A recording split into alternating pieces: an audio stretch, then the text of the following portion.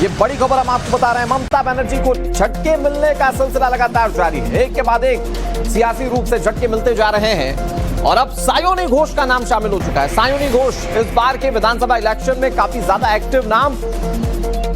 किस तरह से उन्होंने एग्रेसिव कैंपेनिंग की थी ममता बनर्जी के लिए, ये किसी से छिपा नहीं है। लेकिन अब सवाल यह कि सायोनी घोष जैसा ममता बनर्जी का करीबी नाम बागी गुट में शामिल हो गया। क्या यहां भी वजह अभिषेक बनर्जी है या फिर कोई और? क्योंकि ज्यादातर जो टीएमसी के बागी हैं वो ये कह रहे हैं कि तृणमूल कांग्रेस में ममता बनर्जी से ज्यादा अभिषेक बनर्जी की चलती, और यही कहते हुए बहुत सारे विधायक, बहुत सारे सांसद ममता बनर्जी से छिटकते जा रहे हैं और इनमें अब एक बड़ा नाम सायोनी घोष का जुड़ चुका है। क्या सायोनी घोष बागी हो गई हैं? 20 बागी सांसदों में सायोनी घोष भी शामिल हैं। आपको याद होगा इनके कैंपेनिंग की वो तस्वीरें जो सोशल मीडिया पर काफी ज्यादा सुर्खियां बटोर रही थी। भारतीय जनता पार्टी उस कैंपेनिंग पर काफी ज्यादा हमलावर थी। लेकिन सायोनी घोष जो ममता बनर्जी की बहुत करीबी रही है, इनका विवादों से भी पुराना नाता रहा है। इन्होंने जिस तरह के सोशल मीडिया पर पिछले दिनों काफी पोस्ट किए थे, उसको लेकर काफी विवाद हुआ था और उसके बावजूद ममता बनर्जी अपनी पार्टी में सायोनी घोष को बैक करती रही, उनका बचाव करती रही। और अब खबर यह कि सायोनी घोष भी बागी हो गई हैं। हमारे साथ हमारे सहयोगी रविकांत जुड़ गए। रविकांत, बागी सांसदों के गुट में अब सायोनी घोष का भी नाम जुड़ गया है। देखिए अनुराग, 2 दिन पहले आपने देखा होगा कि काकोली घोष ने एक लेटर लिखा था लोकसभा स्पीकर ओम बिरला को और इस बात का दावा किया गया कि लगभग 20 से ज़्यादा जो बागी सांसद हैं टीएमसी के, वो उनके फेवर में हैं और उनको अलग खेमे के रूप में पहचान दी जाए। अब सूत्र ये बताते हैं कि उनमें से एक सिग्नेचर जो है वो सायोनी घोष का भी है, जो पूरे बागी ग्रुप को रिप्रेजेंट कर रही हैं काकोली घोष।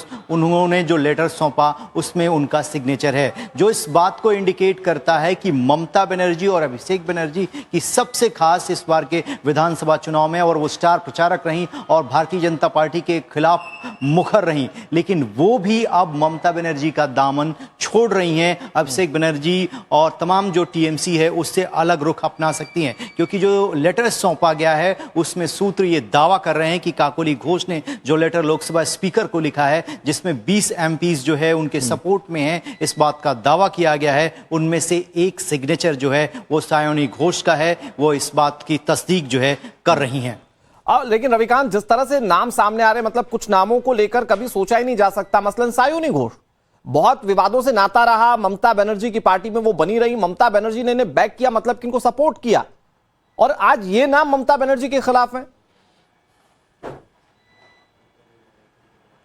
अनुराग, इसी को राजनीति कहते हैं। राजनीति में टाइमिंग और अवसरवादिता जो है कभी कभी इतना ज़्यादा हावी हो जाती है कि कब कौन किसका साथ छोड़ दे ये कोई जान नहीं सकता है, और यही जो है इस वक्त ममता बनर्जी और अभिषेक बनर्जी के साथ हो रहा है। जैसे ही टीएमसी सत्ता से दूर जाती है, यानी वो चुनाव हार जाते हैं, अब किसी भी प्रकार का कोई प्रेशर जो है किसी नेता के ऊपर नहीं है। नहीं तो उनको ये डर लगता था कि अगर टीएमसी वापस आती है और तमाम हथकंडे जो है जो पॉलिटिकल लोगों पर अपनाए जाते हैं नेताओं के द्वारा जो पावर में होते हैं, उनका डर जो है था, और तमाम जो नेता रिजाइन कर रहे हैं, अलग जा रहे हैं, वो बार बार इसी बात को कह रहे थे कि हम पार्टी के अंदर रहकर पार्टी के जो फंक्शनिंग को लेकर सवाल उठाते थे उसको कोई नहीं सुनता था। पार्टी के अंदर इंटरनल डेमोक्रेसी को लेकर हमने सवाल उठाए, उस पर कोई नहीं सुनता था। सिर्फ और सिर्फ एक व्यक्ति की पार्टी के अंदर चलती थी और ये पार्टी जो है एक व्यक्ति के ऊपर केंद्रित हो चुकी थी। अब